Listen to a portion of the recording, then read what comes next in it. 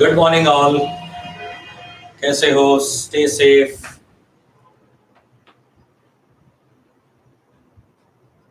सब लोग सही है ना? We are on air, we are live. आगे सब लोग हेलो।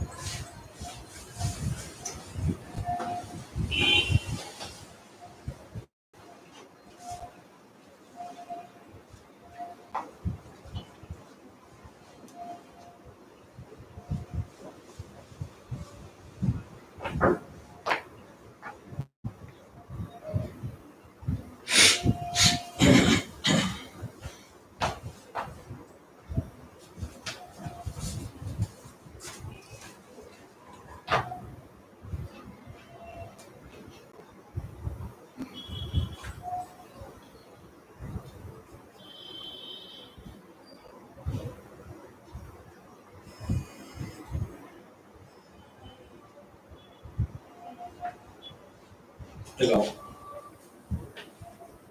हाँ जी।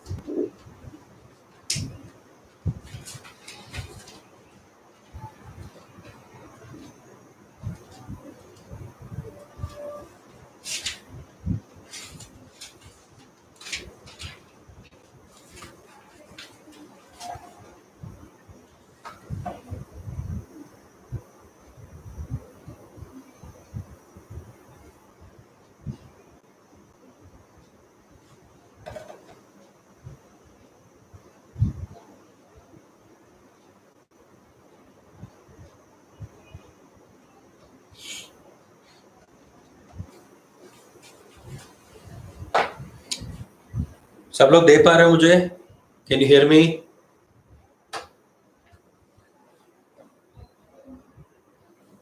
मुझे इसमें कोई इनपुट नहीं मिल रहा है। Good morning.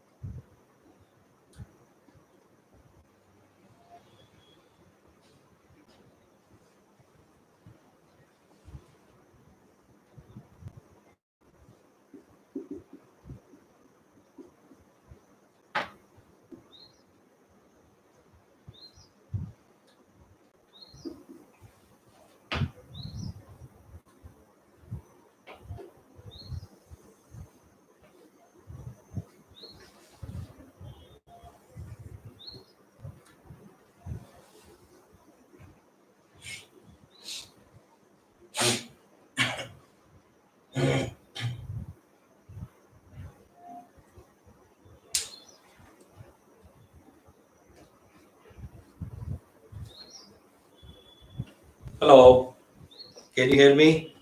किसी का मुझे यहाँ पे नोटिफिकेशन नहीं दिख रहा है, मुझे अभी भी कोई लाइव दिख नहीं रहा है।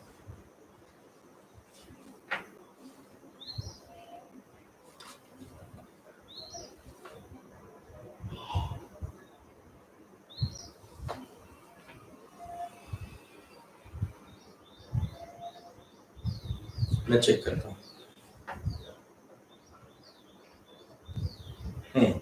चलो ठीक है, मेरे पास यहाँ पे चैट में आ गया।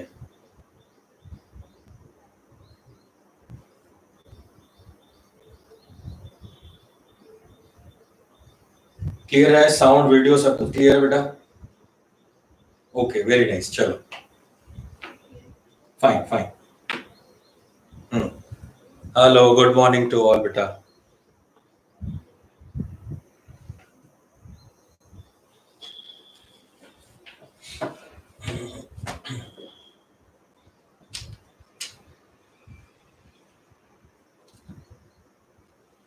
चलिए तो आगे बढ़ते हैं।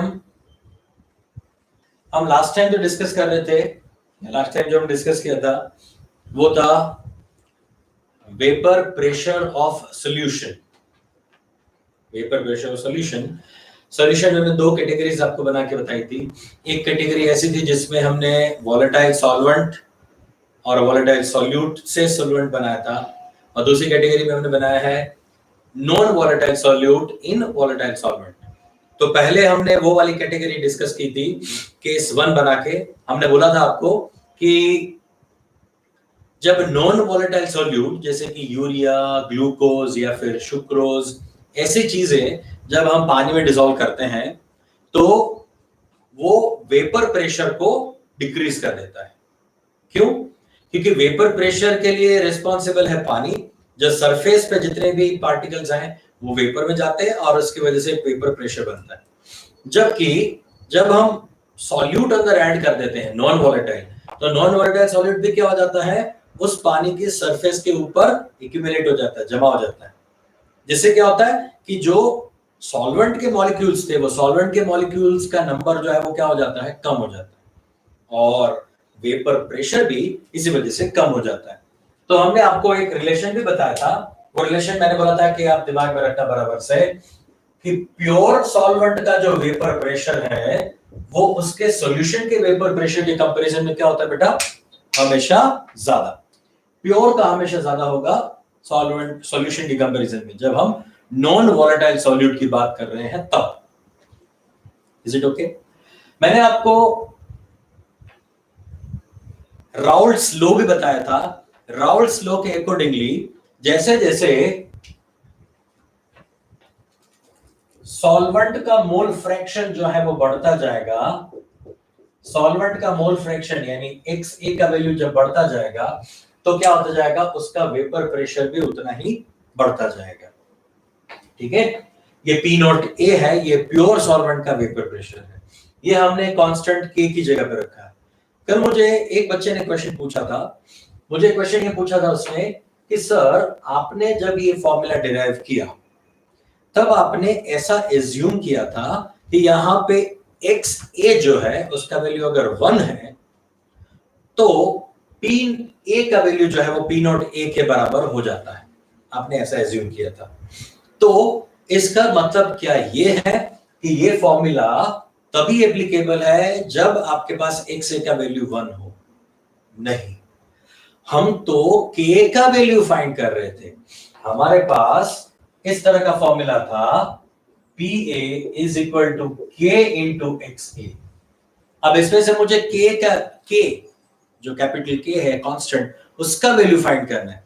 तो कैपिटल K का वैल्यू कब फाइंड कर सकते हो, जब हमारे पास XA का value 1, mole fraction of A, मतलब प्योर सॉल्वेंट अगर है, XA का वैल्यू 1 है, जब ये 1 ले लोगे तब ये PA किसके बराबर हो जाएगा, P नॉट A के बराबर हो जाएगा।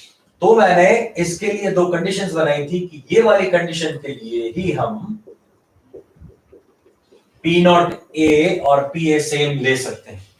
P नॉट A और PA सेम हो जाएंगे कब, जब आप मोल फ्रैक्शन ऑफ सॉल्वेंट लोगे 1।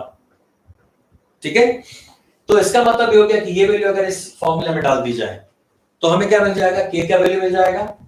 तो के का वैल्यू मुझे क्या मिल जाएगा, ये पी नॉट ए हो जाएगा is equal to K into 1 हो गया। मतलब P not A is equal to क्या हो गया, के। तो के का वैल्यू मेरे पास क्या हो जाएगा, पी नॉट ए के बराबर हो जाएगा। ठीक है।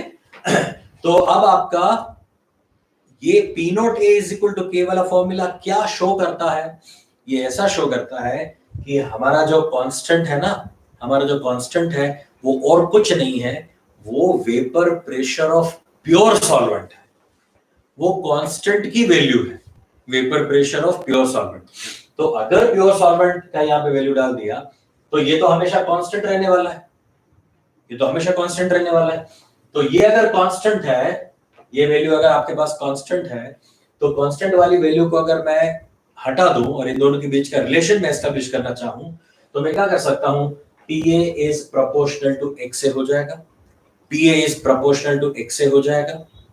अगर XA के बराबर हो गया तो XA का वैल्यू बढ़ेगा या कम होगा, तो PA का वैल्यू भी बढ़ेगा या कम होगा।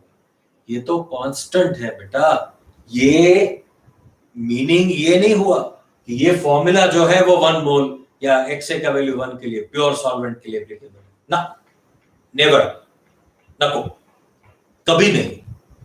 ये फॉर्मूला तो सॉल्यूशन के लिए ही है, ये फॉर्मूला सॉल्यूशन के लिए ही है, क्योंकि सॉल्यूशन का वेपर प्रेशर सॉल्वेंट के मोल फ्रैक्शन पे डिपेंड करता है, प्रोपोर्शनल है। ये तो कांस्टेंट की वैल्यू है। Are you getting a point?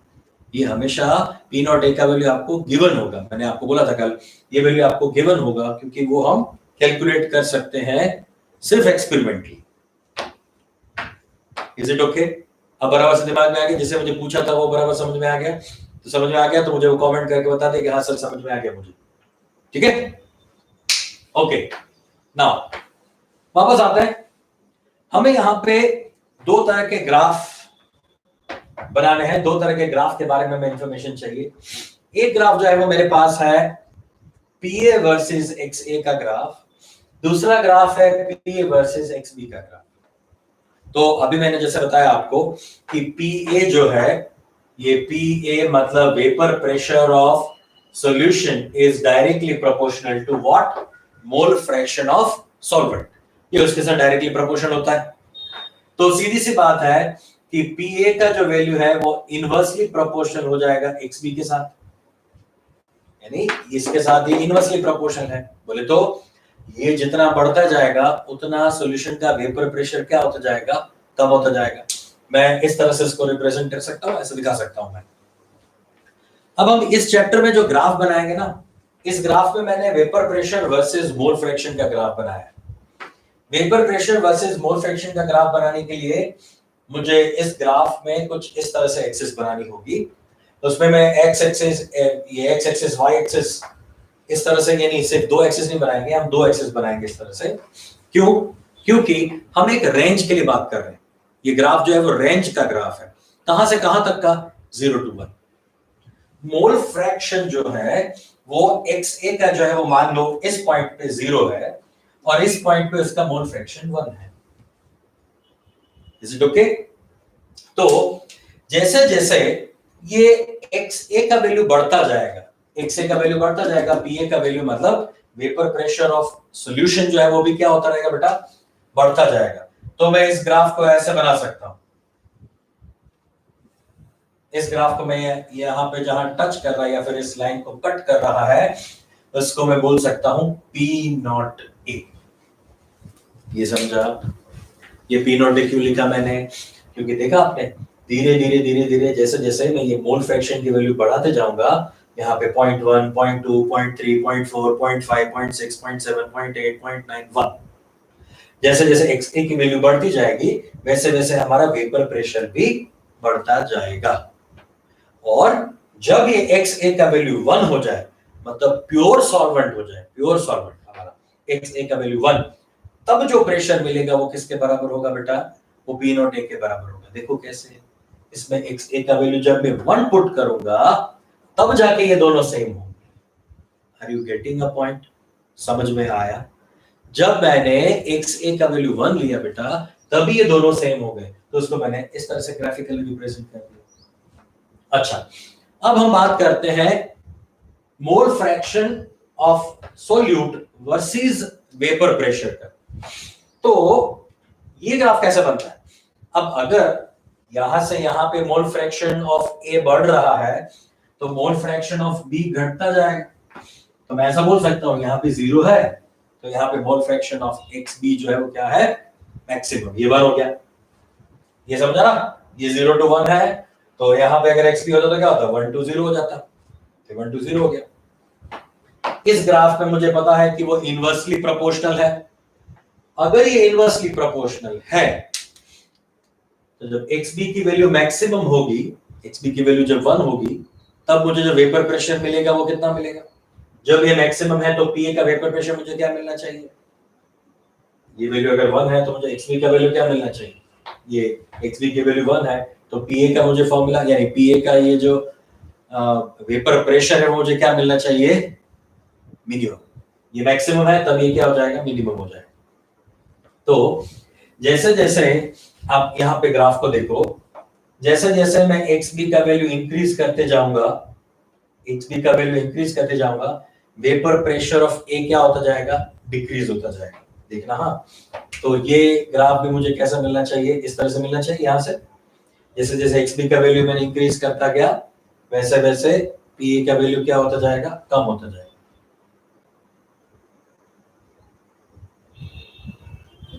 ये क्लियर हुआ? क्योंकि इसके साथ क्या है? ये इनवर्सली प्रोपोर्शनल है। अच्छा, अगर ये 0 और ये 1 लिया होता तो, अगर ये 0 और ये 1 लिया होता तो, अब मैं इसको उल्टा कर देता हूं। हाँ चलो मैं ऐसे कर रहा हूं, इसका मैं जो रिलेशन है वो उल्टा कर देता हूं, मतलब नीचे साइन जो है मैंने चेंज कर देता हूं। मान लो ये 0 है, क्योंकि ज्यादातर हमारा जो एक ऑब्जर्वेशन होता है वो ये होता है कि ये 0 वाला पॉइंट है, तो यहां पे जाते जाते अगर मोल फ्रैक्शन ऑफ बी बढ़ता जाए तो अब क्या होता जाएगा? पीए का वैल्यू कम होता जाएगा। तो यहाँ पे ये ग्राफ मैं ऐसे बना सकता हूँ। तो ये वाला वैल्यू क्या शो करेगा? ये होगा पी नॉट ए, ये होगा पी नॉट ए, और एक्स बी की वैल्यू जो है वो जैसे जैसे बढ़ती गई आपका वेपर प्रेशर जो है वो क्या होता गया? धीरे धीरे कम होता गया। अगर वेपर प्रेशर की यानी एक्स बी की वैल्यू मैंने 1 ले ली, एक्स बी की वैल्यू अगर मैंने 1 ले लिया तो ये पी नॉट यानी पी ए का वैल्यू क्या हो जाएगा? 0। कैसे? देखो, इस फॉर्मूला को मैथमेटिकली मैं ऐसे लिख सकता हूं क्या? PA is equal to P naught A into 1 minus XB। कोई दिक्कत नहीं है ना? कोई आपत्ति नहीं है ना? क्योंकि XA plus XB is equal to क्या होता है? 1 होता है। तो XA की जगह पे 1 minus XB लिख सकता हूं मैं। हो सकता है इतना? अगर XB का वैल्यू मैंने 1 ले लिया, मतलब ये ग्राफ में मैं आगे बढ़ता गया यहां पे पहुंच गया, तो ये PA is equal to क्या हो जाएगा? 0।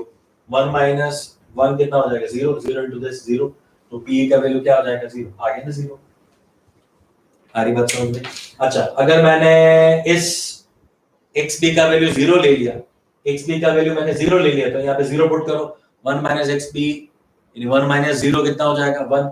तो pa किसके बराबर हो जाएगा? p नॉट a के बराबर हो जाएगा। समझा? ये क्लियर हुआ सबको बेटा? इन दोनों ग्राफ को सेम टाइप का बनाने के लिए मैंने 0 to 1 और 0 to 1 लिया हुआ है, मगर ओरिजिनली इस ग्राफ में क्या होता है? xb उल्टा जाता है। xb अगर लेफ्ट टू राइट जा रहा है तो xa अगर राइट लेफ्ट टू राइट जा रहा है तो xb क्या होगा? राइट टू लेफ्ट आएगा। ठीक है, लेटर पार्ट में वापस चेक करेंगे वो, मगर अभी ये ग्राफ बराबर से समझ लो। कुछ नहीं है, इस मैथमेटिकल जो इक्वेशन उसी से मैंने ये ग्राफ को सॉरी डिराइव किया है और हम समझेंगे इसको। ठीक है, जल्दी 10-15 सेकंड दे रहा हूं, फटाफट इसको चेक कर लो और मुझे बता दो समझा, डन कर दो।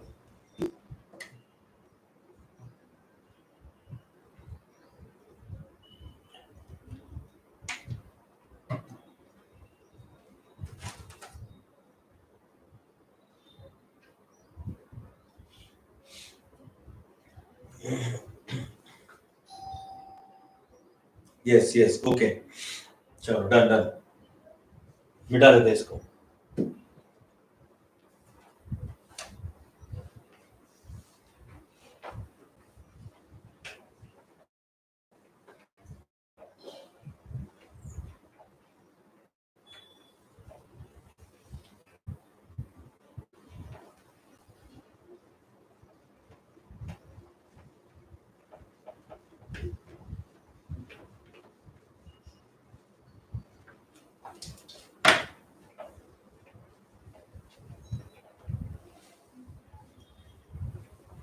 ओके, चलिए अब 2-3 क्वेश्चंस करते हैं जो कल हमने आपको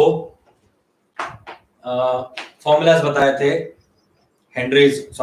राउल्ट्स लॉ के बेस पे, उसी के बेस पे क्वेश्चंस में दे रहा हूं। उससे पहले मैं यहाँ पे फॉर्मूला आपको लिख के दे देता हूं। एक फॉर्मूला ये है हमारे पास, PA is equal to P not A x A. एक फॉर्मूला हमारे पास है PA is equal to P not A 1 minus x B. अभी जो लिखा था हमने, एक हमने फॉर्मूला ये भी दिया था P not A minus PA is equal to P not A X B. ये वाला भी फॉर्मूला था, इसको हमने नाम दिया था lowering of vapour pressure, LVP, lowering of vapour pressure बोला था। ठीक है, एक फॉर्मूला भी दिया था PA minus P not A minus PA upon P not A is equal to XB। ठीक है, ये फॉर्मूला था। मगर हमने बोला था कि ये वाले फॉर्मूला से एक और हमने बढ़िया वाला फॉर्मूला बना के दिया था आपको, जो कैलकुलेशन में बहुत आपको हेल्प करेगा। P not A minus PA upon PA, P not A की जगह पे PA डाल दो, तो ये किसके बराबर हो जाएगा? Moles of B upon moles of A, moles of B upon moles of A। इसको मैं ऐसा लिख सकता हूं क्या? मोल का मतलब क्या होता है? मोल क्या होता है? Weight upon molecular weight. मैं लिख सकता हूं wait of B upon molecular weight of B। इसकी जगह पे लिख सकता हूं wait of B upon weight of molecular weight of B upon molecular weight of B। Na की जगह पे डिनोमिनेटर में तो उल्टा करके बगल में डाल दूं, Ma अपॉन WA।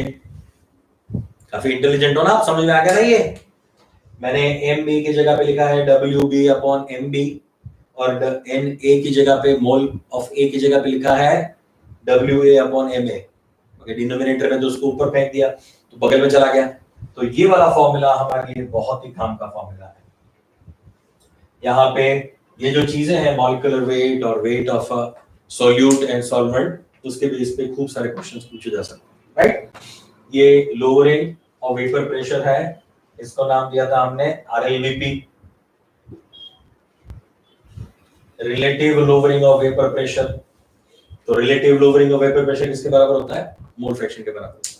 ये भी relative lowering of vapour pressure ही है, हाँ, मगर ये आपके मॉलिक्यूलर वेट के साथ और वेट के साथ रिलेटेड है। चलो ठीक है, वेरी नाइस। अब हम इसके लिए क्वेश्चन करते हैं। क्वेश्चन करते जाओगे तो ये चीजें इजीली समझ में आती जाएगी। क्वेश्चन हमारे पास है 30 gram of urea, 30 gram of urea. Urea का मॉलिक्यूलर वेट 60 होता है, याद ही रखना है, दिया भी होगा मगर याद रख लो, अच्छा है। Is added in 45 gram of water. ठीक है, at temperature T। if vapor pressure of pure water, if vapor pressure of pure water at the temperature T is 300 mm of Hg, इसको 300 mm of Hg बोलते हैं, then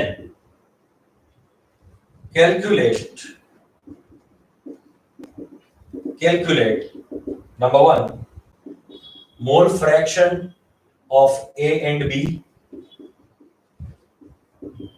number 2 RLVP, relative lowering vapor pressure, number 3 LVP, lowering of vapor pressure, number 4 vapor pressure of a solution, बोले तो PA, and number 5 molality of a solution, capital M, sorry, small m. molarities, mol m of a solution.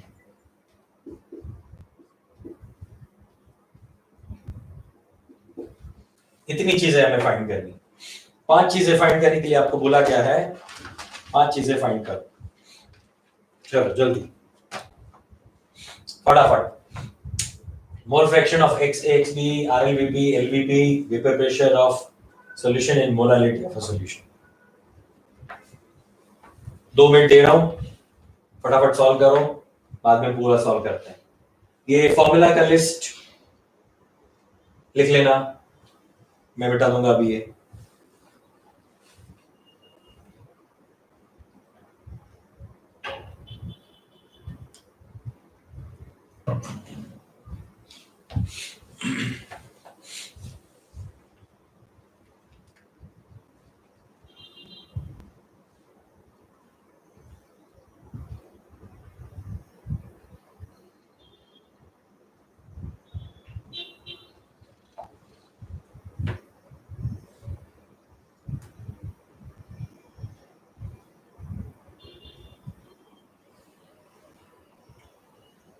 एक एक answer दे दो, जाओ 1 करके answer दे दो। XA क्या है, XB क्या है, 2 करके आंसर दे दो।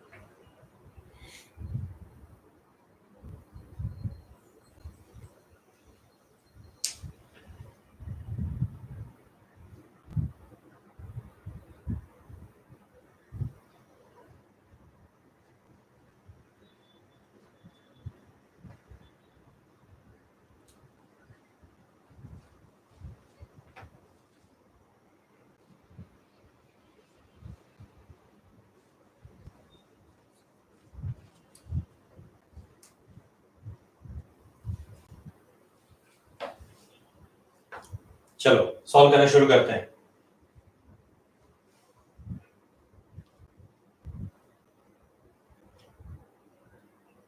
जाग रहे हो ना सब लोग? मुझे दिख नहीं रहा है यहाँ पे कोई। Hello, wake up.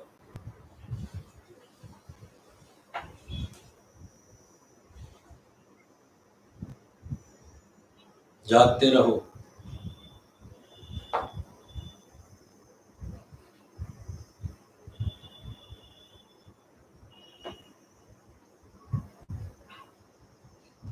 ओके,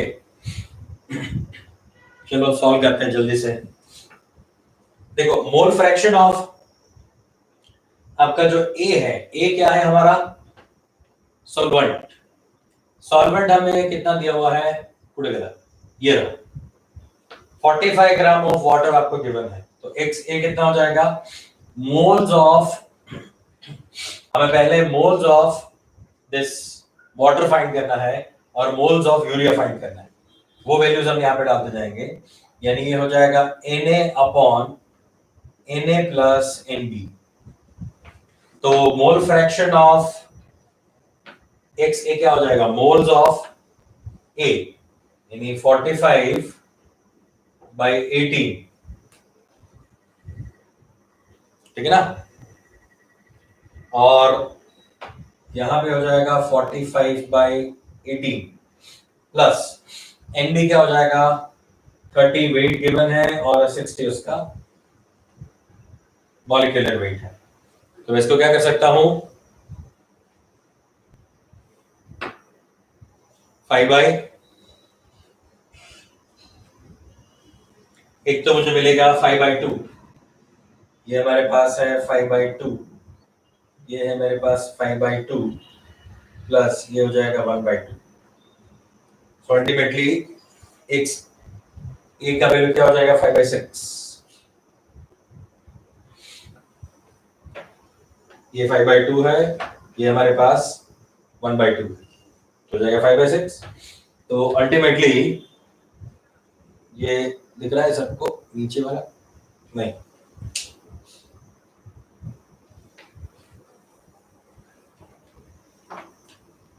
इसको सॉल्व करो, ये मिलेगा 5/6, ठीक है। और एक्स बी का वैल्यू क्या मिल जाएगा मुझे, एक्स बी का वैल्यू मुझे मिल जाएगा 1/6,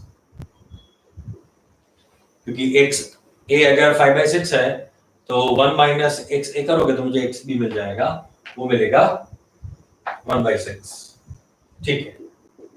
सेकंड मुझे फाइंड करना है R L V P, second मुझे फाइंड करना है आर एल बी पी। अच्छा आर एल बी पी देखो क्या है, आर एल बी पी मतलब ये रिलेटिव लोअरिंग वेपर प्रेशर, वो किसके बराबर होता है, एक्स बी का बराबर। आंसर मिल गया, डायरेक्टली आंसर मिल गया, कोई वैल्यू पुट करने की जरूरत नहीं है, आंसर 1/6 हो गया। इज इट ओके, ये क्लियर है इतना। चलो आगे बढ़ते हैं, देखो नंबर 3 एलवीपी चेक करो। एलवीपी क्या होता है, P not A minus P A is equal to P not A x A, P not A x A ये आपका एलवीपी है। तो पी नॉट ए की वैल्यू क्या है, so LVP is equal to 300, pure water का आपको पी नॉट ए गिवन है 300 इंटू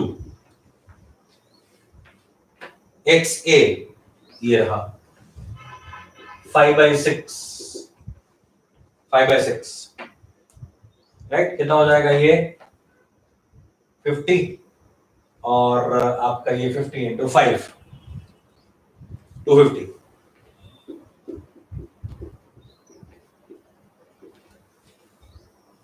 है ना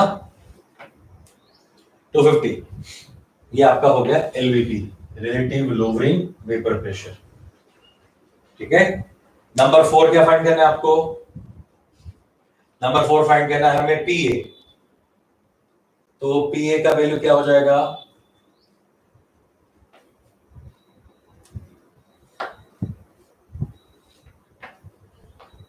एलवीपी और पीए का वैल्यू ये है हमारा number 4। So what is PA? PA is equal to P naught A into XA. P naught 2 into XA. 1 second हाँ, कि मुझे PA का वैल्यू मिल रहा है। Let me first calculate the value of PA. भावनाओं में बह गया। P naught A XA find करते हैं। ये आपका PA हो गया 300 into 5/6 मतलब 250। LVP का मतलब होता है नंबर 3, LVP का मतलब होता है P not A minus PA मतलब 300 माइनस 250 मतलब कि 50। यस अब ठीक है, आपको lowering of vapour pressure find करना है, ये LVP मिल गया थर्ड। और लास्ट में क्या पूछा है, मोल फ्रैक्शन, बढ़िया, ये मोलालिटी। तो मोलालिटी का फॉर्मूला क्या होता है, मोल fraction of XA upon XB into 1000 upon M1, M1 बोले तो MA, सॉल्वेंट का मॉलिक्यूलर वेट, सॉल्वेंट के मॉलिक्यूलर वेट के बराबर होता है, ये हो जाएगा आपका मोलालिटी। चलो वैल्यूज डालते जाओ,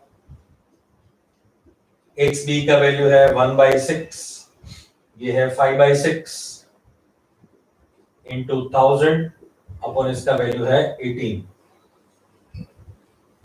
इसका वैल्यू हो जाएगा 18। करो इसको सॉल्व, क्या मिल रहा है आपको?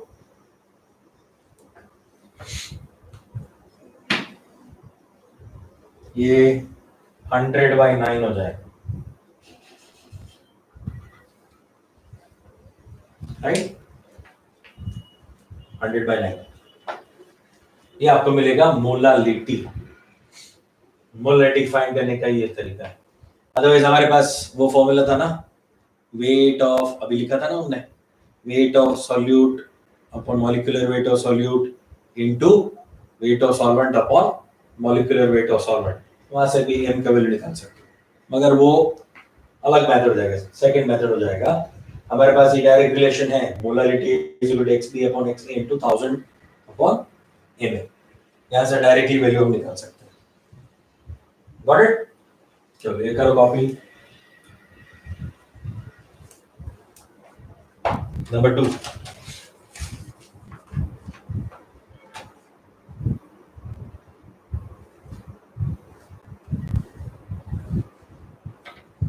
रिपीट करो इसको एक बार फटाफट से। चलो वापस बताता हूं।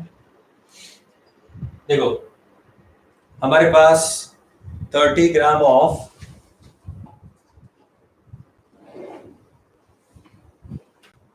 30 ग्राम ऑफ यूरिया है और 45 ग्राम ऑफ वाटर में हमने उसको डिसॉल्व किया है। उस टेम्परेचर पे जब आपने उसको डिसॉल्व किया है, उसी टेम्परेचर पे जो वेपर प्रेशर, प्योर वाटर का जो वेपर प्रेशर है वो 300 mm में गिवन है। हमें पहले मोल फ्रैक्शन फाइंड करना है। मोल फ्रैक्शन क्या होता है? Individual mole divide by total mole. तो पहले तो सबके मोल्स फाइंड कर लो। इन ए मतलब मोल्स ऑफ ए क्या हो जाएगा? 45 80, उसका वेट आपको 45 दिया है, इसका मॉलिक्यूलर वेट वाटर का होता है 18, 45 80। यहाँ पे 45 18। इन बी क्या है? वेट ऑफ सॉल्यूट अपॉन उसका मॉलिक्यूलर वेट, तो ये 30 गिवन है, उसका मॉलिक्यूलर वेट 60 है। तो ये कर दिया मैंने, इसको सॉल्व किया, मुझे मिलेगा 5/6। ये xa का वैल्यू मुझे मिलेगा। xb का वैल्यू क्या हो जाएगा? xb का वैल्यू निकालने का तरीका ये है कि 1 माइनस xa करो, तो 1 माइनस 5/6 कर दोगे तो कितना हो जाएगा? ये 1/6, 6 एलसीएम लेके 6 माइनस 5 1 तो 1/6 आपको मिलेगा। ये जो 1/6 है वो क्या है? xb का वैल्यू। और अभी हमने बताया था कि RLVP क्या होता है? RLVP is equal to XB। RLVP XB के बराबर होता है, तो डायरेक्ट RLVP आपका 1/6 हो गया। नाउ नंबर 4 वाला पहले ले रहा हूं, वेपर प्रेशर ऑफ सॉल्यूशन। तो वेपर प्रेशर ऑफ सॉल्यूशन क्या होता है? PA is equal to P not x से होता है, तो पता है ना आपको। इसमें मेरे पास ये P नॉट a का वैल्यू गिवन है, xa का वैल्यू ये रहा 5/6।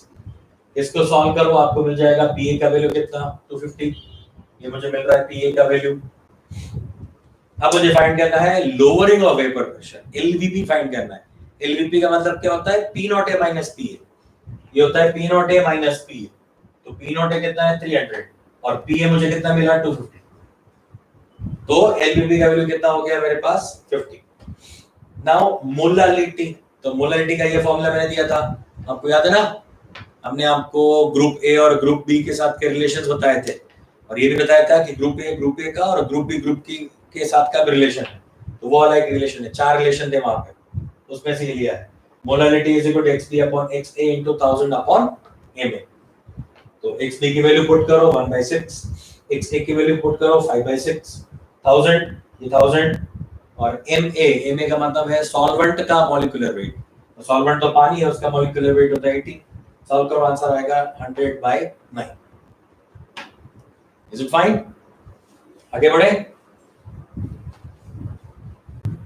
ये मैं जो आपको क्वेश्चंस दे रहा हूं, ये एक ही क्वेश्चन मैंने और 5 क्वेश्चन डाल दिए। हाँ, एक क्वेश्चन करोगे तो पांचों क्वेश्चन, पांचों टाइप के क्वेश्चन हो जाएंगे, और मैं जो बता रहा हूं उससे बाहर नहीं जाएगा कुछ भी, उससे बाहर कोई क्वेश्चन, मेथड नहीं कहीं जाएगी। आपको नंबर्स अलग अलग दे सकते हैं, मगर मेथड नहीं जाएगी। आपको ऐसे ही नंबर दिए जाएंगे जो नंबर्स मैं दे रहा हूँ, सिंपल वाले, कैलकुलेट करके आपको डायरेक्ट आंसर लाना। कोई ना कोई एक चीज पूछी जाएगी आपको एमसीक्यूज में, आपको कोई ना कोई एक ही चीज पूछी जाएगी, राइट? चलिए next question.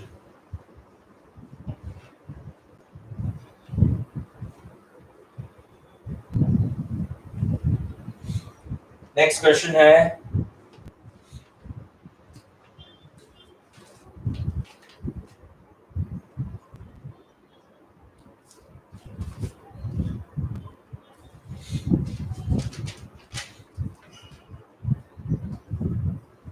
20 gram of non-volatile solute is dissolved in 156 gram of benzene. If vapor pressure of solution, if vapor pressure of pure benzene is 200 ml, dissolve 20 gram of non-volatile solute is dissolved in 156 gram of benzene. If vapor pressure of pure benzene is 200 ml and vapor pressure of solution is 150 ml, then calculate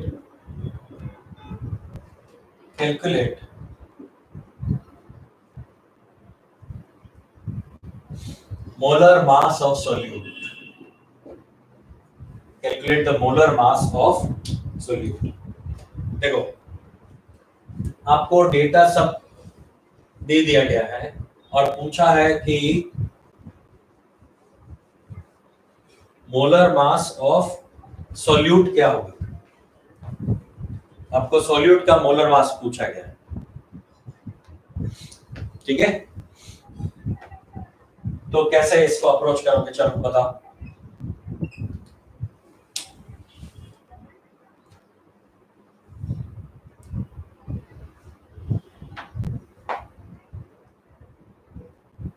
अभी clear है सबको? Clear दिख रहा है?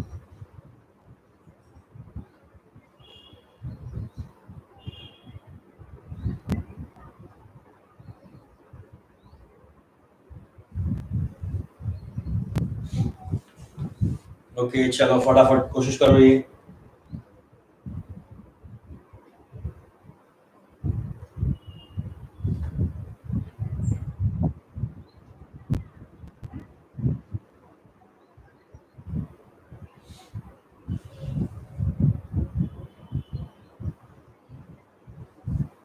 Try करते हैं कि यहाँ से कोई दिक्कत नहीं देख पाऊँ मैं।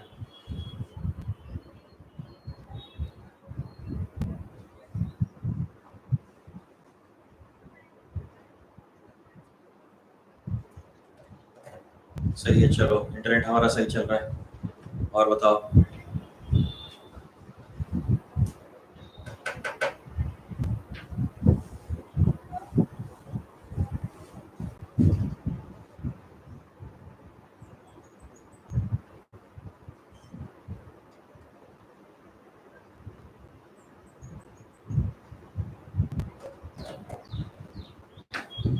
अभी क्लियर है सबको? Yes, now it is clear. Okay. Visibility और voice दोनों clear है?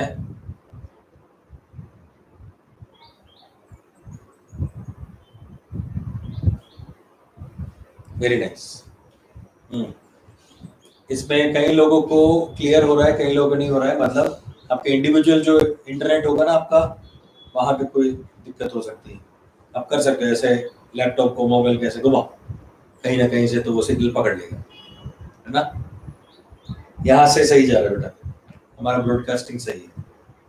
Very nice. चलो लोगों ने क्वेश्चन सॉल्व करना भी शुरू कर दिया है। अब हम आगे देखते हैं। देखो वेट ऑफ सॉल्यूट हमें गिवन है, वेट ऑफ सॉल्वेंट भी गिवन है। मैं डेटा लिखते जा रहा हूँ, डेटा लिखूंगा तो एकदम से समझ में आ जाएगा। वेट ऑफ सॉल्यूट है 20 ग्राम, वेट ऑफ सॉल्वेंट है उड़ गया 156 ग्राम, ठीक है। Vapour pressure of pure solvent आपको गिवन है 150, प्योर बेंजीन का है 200 ml, ठीक है। अच्छा वेपर प्रेशर ऑफ सॉल्यूशन भी गिवन है, कितना है 150 mm। मतलब ये पूरा डेटा हमें गिवन है, इतनी चीजें हैं। इसका मॉलिक्यूलर वेट हमको फाइंड करने का बोला है, molecular weight of solid find करना है। मॉलिक्यूलर वेट ऑफ बेंजीन हम जानते हैं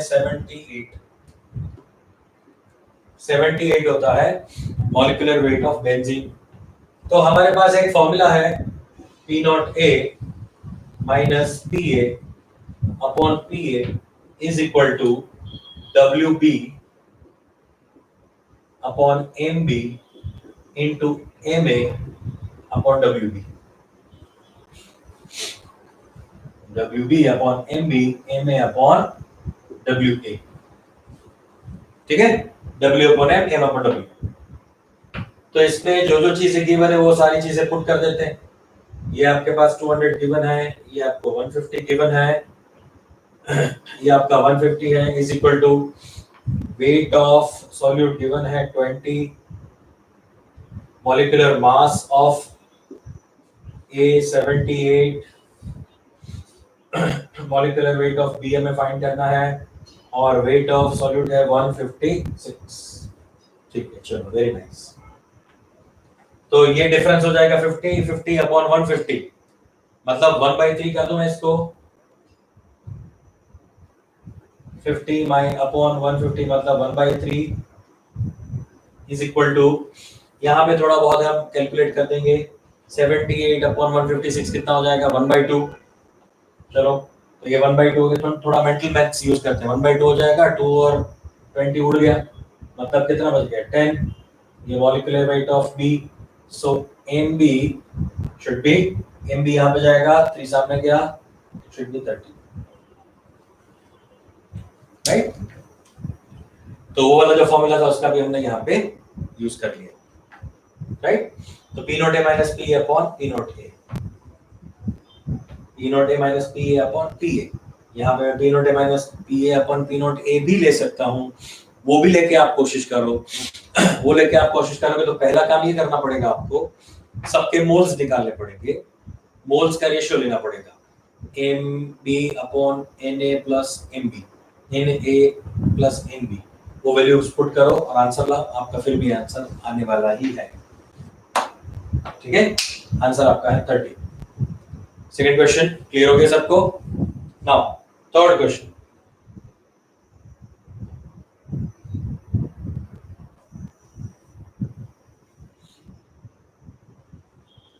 बता दे।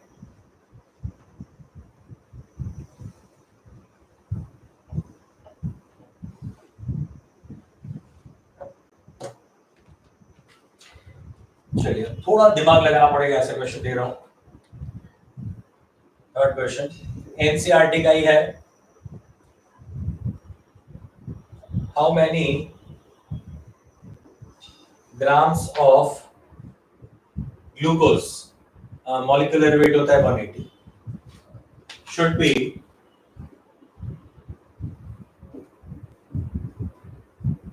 added in 180 gram of water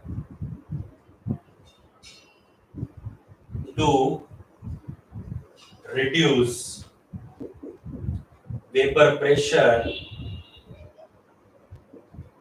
by 20%, by 20%।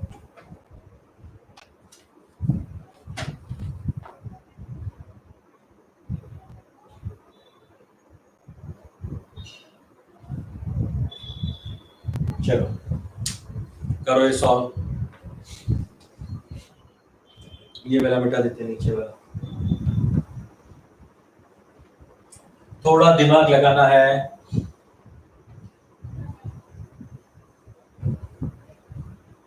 Percentage आते ही आपको खुशी होनी चाहिए, एकदम खुश हो जाओ जैसे परसेंटेज आएगा ना। क्यों? फिक्स हो गया ना यार, हमें 100 के लिए के साथ ही कंपेयर करना है, 100 के साथ कंपेयर करना है। परसेंटेज से कभी डरो मत, परसेंटेज बहुत अच्छा है, क्योंकि परसेंटेज की वैल्यू आपको दो चीजों के बारे में इंफॉर्मेशन दे देती है, एक तो 100 है वो पक्का है, और कितना है वो आपको बता देता है। ठीक है, चलो आगे बढ़ते हैं।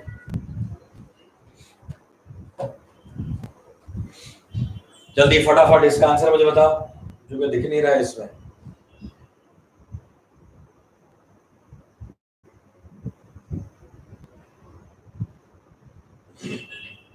आगे सब लोग, हाँ सही है। नेक्स्ट क्वेश्चन का आंसर बताओ बेटा। Molecular weight 30, very nice. Oh कितने सारे बच्चों ने आंसर दे दिए, वेरी गुड।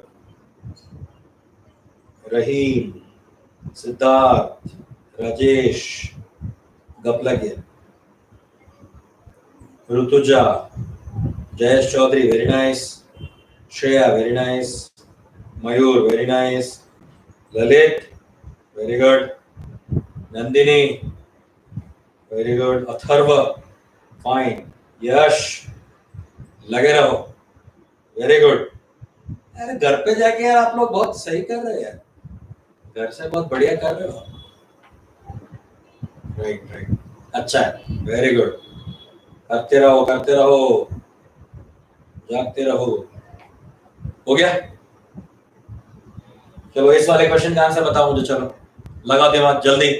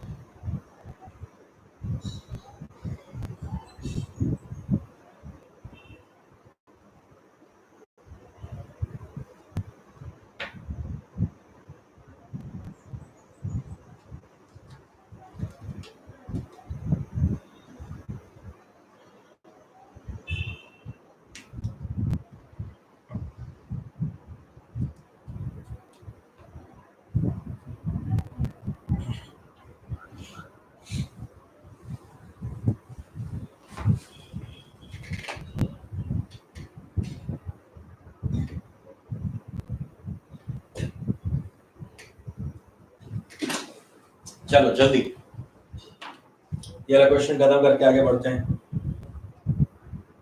यार किसी के कमेंट नहीं आ रहा है, मुझे कुछ समझ में नहीं आ रहा है कि आप लोग जाग रहे हो सो रहे हो। ठीक है, ये सॉल्व कर लेते हैं लास्ट वाला क्वेश्चन जल्दी से, बाद में सेशन को एंड करते हैं यहाँ पे। How many grams of glucose should be added in 180 gram of water to reduce the vapour pressure by 20%? By 20% का मतलब क्या हो गया? हमने ऐसा नहीं बोला है कि 100 से 20 हुआ, हमें ऐसा बोला गया है कि बाय 20% कम हो रहा है, राइट? तो अब देखो डेटा जो दिया गया वो चेक कर लेते हैं। वेट ऑफ सॉल्यूट कितना है वो तो फाइंड करना है, हाउ मेनी ग्राम्स ऑफ गलू तो फाइंड करना है, उसका मॉलिक्यूलर वेट 180 है वो मुझे पता है, should be added in 180 gram of water, so water यानी सॉल्वेंट का वेट मुझे पता है 180 ग्राम मुझे गिवन है, उसका मॉलिक्यूलर वेट भी मुझे पता है 80, ठीक है। अब मुझे बोला गया है कि वेपर प्रेशर 20% रिड्यूस हो रहा है, 20% रिड्यूस हो रहा है तो कहां से 20% रिड्यूस होगा? 100 से। तो मैं ऐसे करूंगा कि 100 जो है हम फॉर्मूला पहले लिख लेते हैं, हमारा फॉर्मूला जाएगा P not A minus PA upon P is equal to WP upon MB into MA upon WA। तो ये 100 लेंगे हम और ये लेंगे कितना? 80,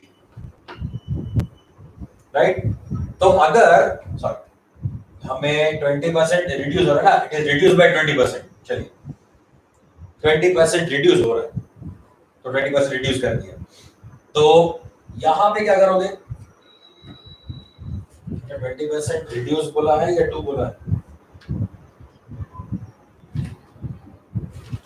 हाँ हाँ ठीक है, 20% रिड्यूस हो गया, रिड्यूस होने के बाद का जो है वो है 80. Yes, it is reduced by 80%, 20%, मतलब 80, तो हो जाएगा 80. WB कितना है, ये रहा, वो तो फाइंड करना है मुझे. A में कितना है, 180.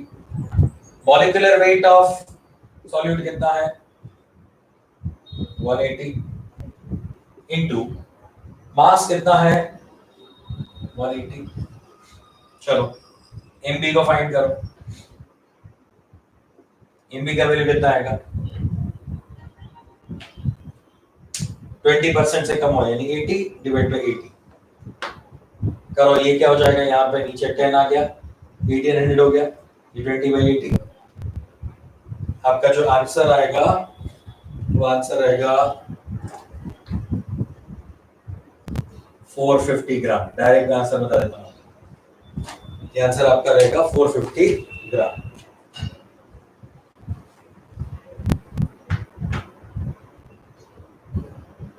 इज इट फाइन, ये क्लियर है सबको? आज पता नहीं कुछ प्रॉब्लम है यार, यहाँ पे चैट दिखाई दे रही है मगर कोई आंसर मुझे मिल नहीं रहा, मुझे समझ नहीं आ रहा है क्या है. लाइव चैट, हाँ आ गए, आ जाओ. शाबाश शाबाश, 450, वेरी नाइस. वाह, आंसर की तो भरमार हो गई. Very good. Dhanraj, Shruti, Jayesh, Anant, Atharva, Anil, Yusuf, nice. Shreya, Himanshu, Paresh, Chanchal, Rajesh. Okay, very good, fine. तो मुझे लग रहा है कि आज का सेशन यही खत्म करते हैं हम, और नेक्स्ट लेक्चर में हम और इसी तरह से राउल्ट्स लॉ के बेस पे क्वेश्चंस बताएंगे, और जो वोलेटाइल सॉलिड वाला कंसेप्ट है वो बताएंगे. आपका आज का काम ये है कि आपको मैंने एनसीईआरटी से वो कंसंट्रेशन टर्म्स वाले क्वेश्चंस करने के लिए बोला था, तो वो आपको लिख के मुझे भेजना है. एनसीईआरटी में कंसंट्रेशन टर्म्स से जितने भी अंदर इंटेक्स क्वेश्चंस दिए हैं और पीछे जो क्वेश्चंस दिए हैं वो आपको सॉल्व करना है. ठीक है, वो पूरा एक बार मुझे करके सेंड करो, मुझे पता चल जाए. Got it? चलो, thank you, bye bye, sayonara, take care.